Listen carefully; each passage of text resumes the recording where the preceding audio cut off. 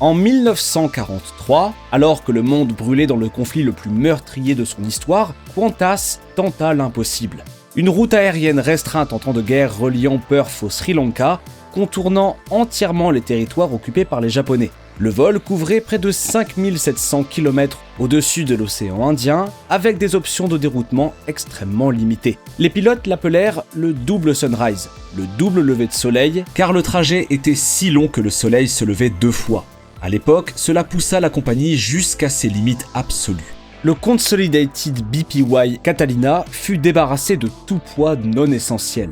Les calculs de carburant ne laissaient qu'une marge d'erreur minimale. Une seule erreur de navigation signifiait la mort dans l'océan. Ce vol démontra quelque chose qui résonnerait dans l'aviation pendant les 8 décennies suivantes. La géographie est la contrainte ultime. Soit on compose avec elle, soit on perd. Durant la majeure partie du XXIe siècle, le Moyen-Orient l'a compris mieux que quiconque. La péninsule arabique se situe à l'intersection précise de 3 continents. L'Europe au nord, l'Asie à l'est, l'Afrique à l'ouest. Et durant des décennies, une seule ville a exploité cette géographie plus impitoyablement que n'importe laquelle. Dubaï. Emirates, soutenu par la famille régnante Al Maktoum de Dubaï, a bâti ce que l'on peut considérer comme la compagnie aérienne la plus prospère de l'histoire moderne en transformant un bout de désert en plaque tournante la plus puissante au monde. Les passagers volant de Londres à Sydney, de Paris à Singapour, de Francfort à Melbourne, transitaient tous par Dubaï. La géographie l'emporte toujours. Mais en mars 2023, l'Arabie Saoudite a annoncé quelque chose remettant entièrement en cause cette certitude. Pas une simple nouvelle liaison, pas un renouvellement de flotte, un méga projet aéronautique de 100 milliards de dollars comprenant une toute nouvelle compagnie aérienne qui est appelée Riyadh Air, un méga aéroport de 57 km² baptisé King Salman International et des commandes fermes pour des centaines d'appareils destinés aux compagnies locales, y compris Riyadh Air. Mais voici ce qui n'a aucun sens.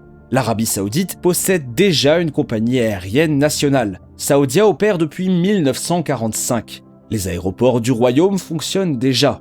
Riyadh Air ne transportera pas un seul passager que Emirates ne puisse déjà desservir. La marque ne peut égaler la notoriété d'Emirates, forgée pendant 40 ans. La marque ne peut pas non plus reproduire du jour au lendemain les 340 destinations internationales de Turkish Airlines. Pourtant, tous les grands transporteurs du Golfe regardent ce projet avec une véritable inquiétude. Emirates, Qatar Airways, Etihad et Turkish Airlines réévaluent toute leur stratégie à cause de ce que représente Riyad. Mais alors, comment une compagnie aérienne naissante, sans aucun historique opérationnel, pourrait-elle menacer des empires bâtis par des décennies de domination ? Pour comprendre pourquoi l'Arabie Saoudite mise 100 milliards de dollars sur l'aviation, il faut comprendre pourquoi le royaume est resté si longtemps écarté du jeu mondial du transit aérien. La physique de l'aviation en étoile est trompeusement simple. Les passagers voyageant entre 2 villes éloignées peuvent faire escale quelque part. Le hub, qui se situe géographiquement le plus près du point médian des paires de villes les plus lucratives, récupère le plus de trafic de correspondance. Dubaï se trouve à environ 5500 km de Londres et à environ 6100 km de Singapour. Ce positionnement est presque parfait pour canaliser le trafic de l'est à l'ouest. Emirates l'a compris dans les années 1980 et a construit sa stratégie en conséquence. Des avions gros porteurs massifs, comme le Boeing 777 ou alors l'Airbus A380, transportaient d'énormes quantités de passagers via un unique méga hub.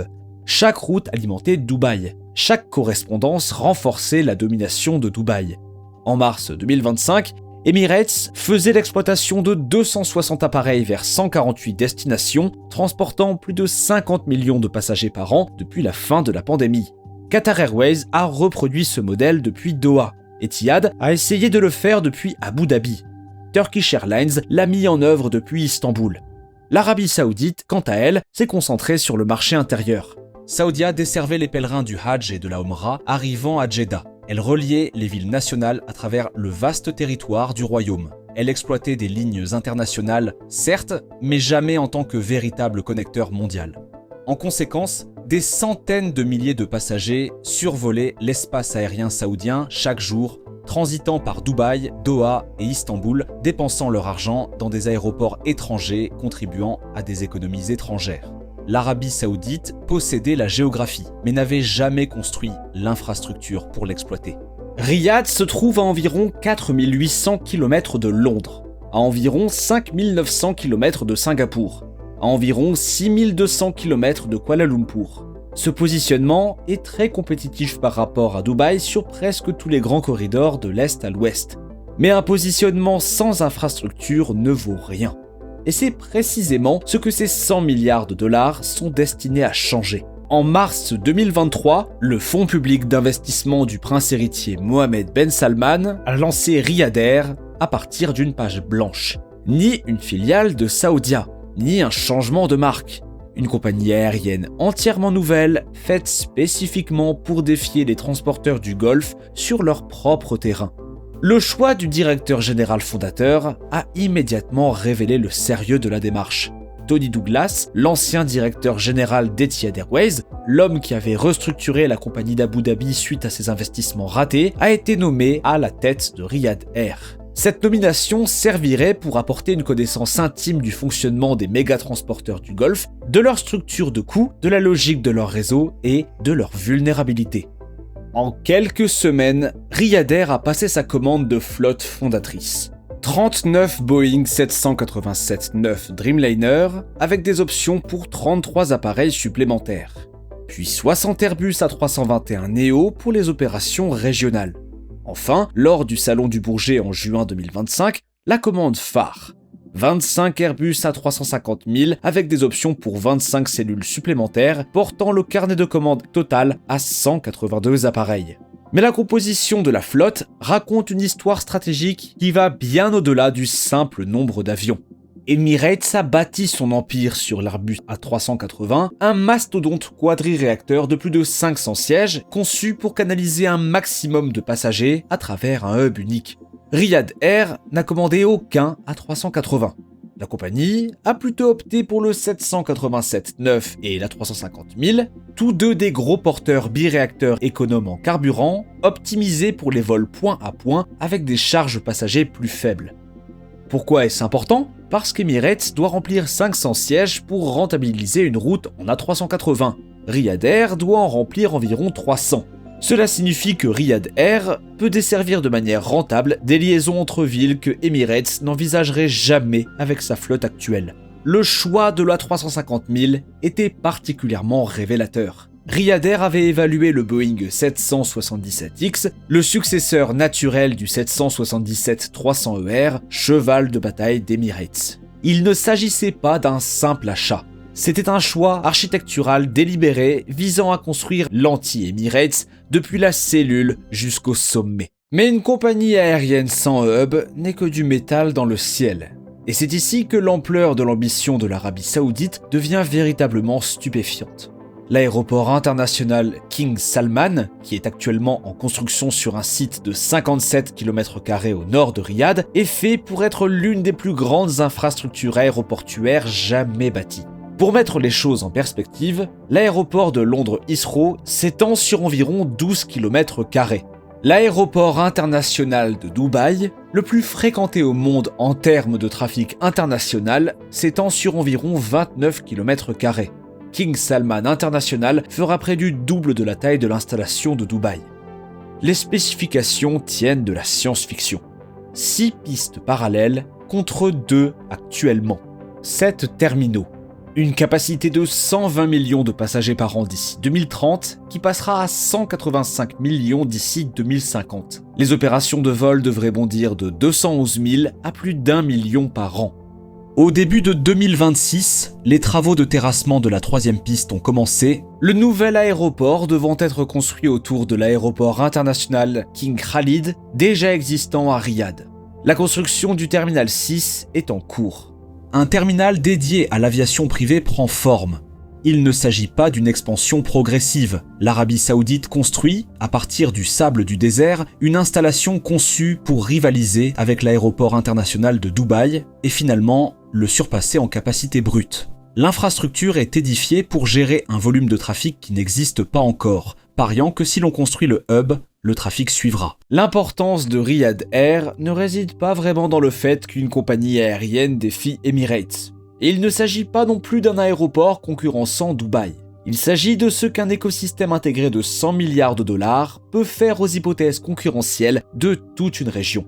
Voyez-vous, l'Arabie Saoudite ne remplace pas Saoudia par Riyad Air. Le pays fait l'exploitation des deux simultanément dans le cadre d'une stratégie à double hub délibérément segmentée. Et cette distinction change tout. Saoudia, la compagnie historique fondée en 1945, est repositionnée autour de l'aéroport international King Abdulaziz de Jeddah. Sa mission est le tourisme religieux. Les pèlerinages du Hajj et de la Omra génèrent une demande constante et colossale. Des millions de passagers chaque année, qui arrivent de tout le monde musulman, transitent par Jeddah. Saoudia domine ce marché. En mai 2024, le groupe Saoudia fit la commande de 105 appareils de la famille Airbus A320neo pour soutenir cette expansion domestique et régionale, portant son carnet de commandes total de monocouloirs à 144 avions. Parallèlement, Saoudia développe également le long courrier. Dès juillet 2026, ces Boeing 787-9 Dreamliner feront la liaison entre Jeddah et Washington Dulles. Riyad Air, en revanche, est conçu purement comme un connecteur premium mondial.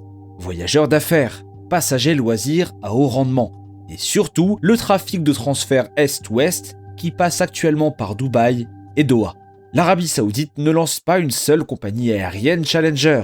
Le pays déploie tout un écosystème aéronautique de transporteurs nationaux desservant des segments de marché distincts qui sont alimentés par le plus grand projet de construction aéroportuaire au monde, soutenu par un fonds souverain détenant plus de 900 milliards de dollars d'actifs. Emirates est une seule compagnie opérant via un seul hub. Qatar Airways est une seule compagnie opérant via un seul hub.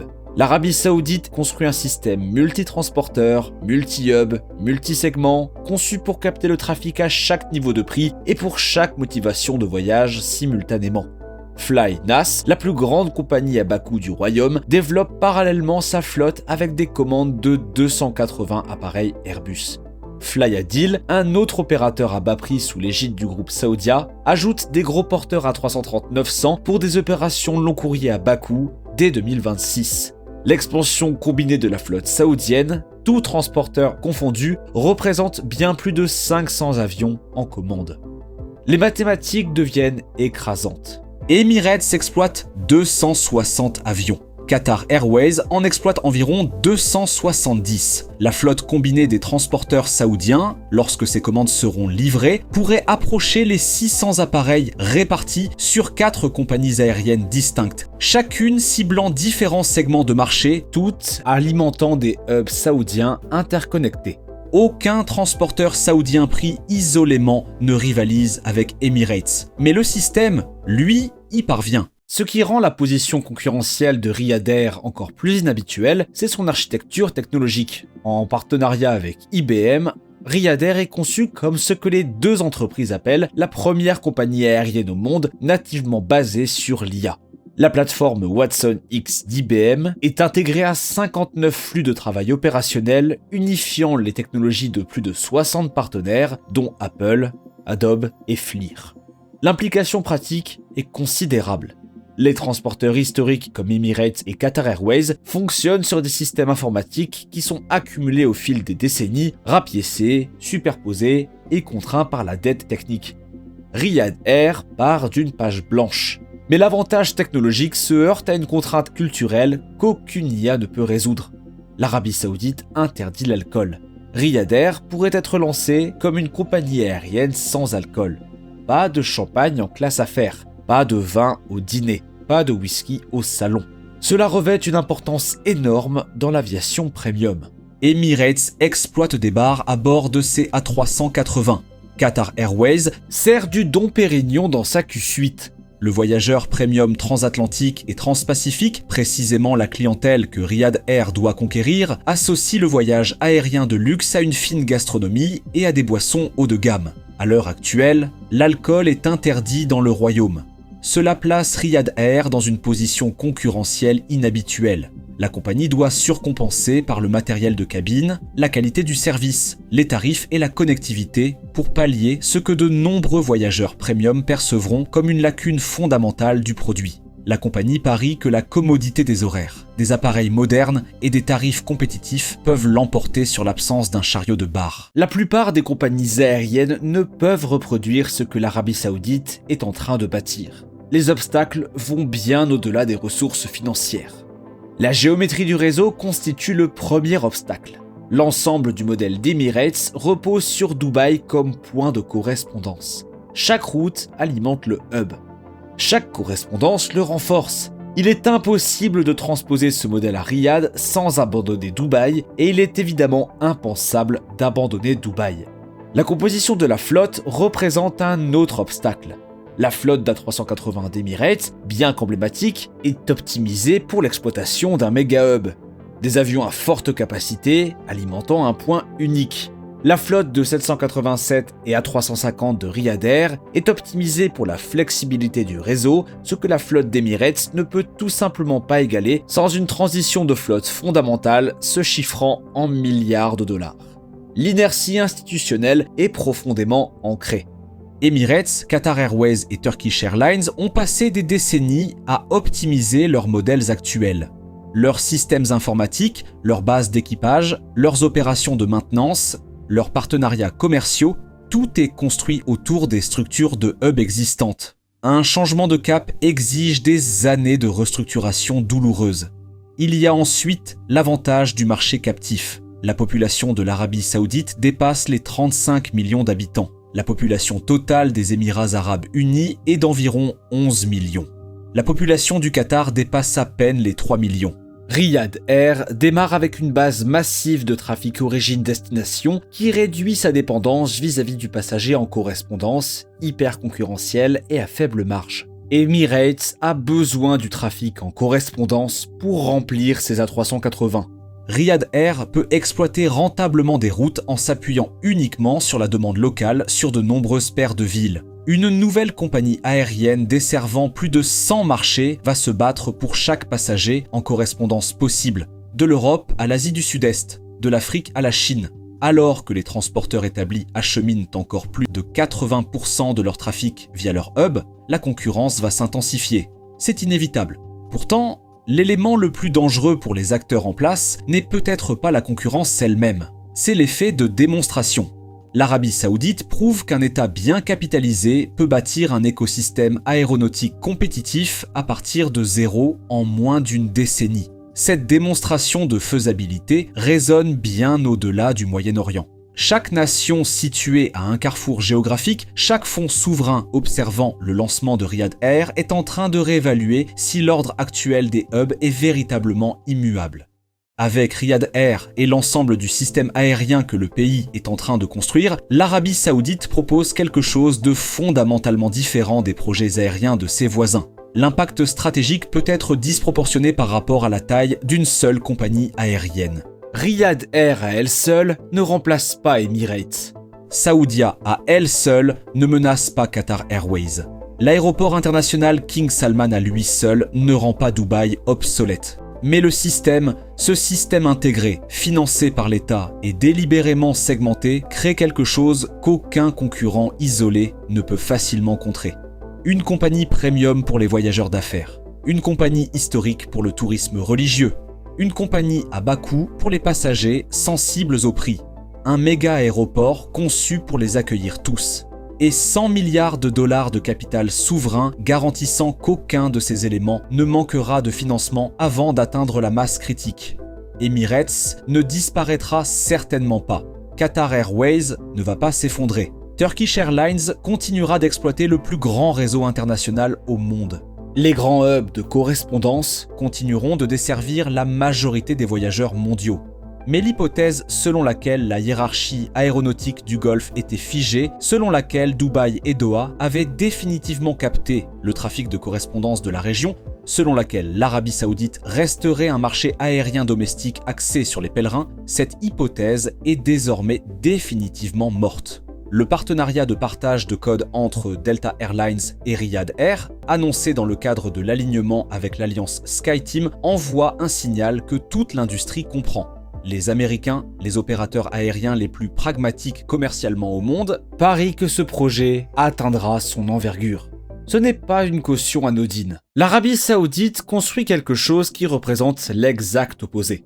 Non pas un compromis imposé par les circonstances, une décision délibérée, calculée à 100 milliards de dollars, visant à bâtir à partir de zéro ce qu'aucun projet de compagnie aérienne ou d'aéroport n'a jamais tenté seul.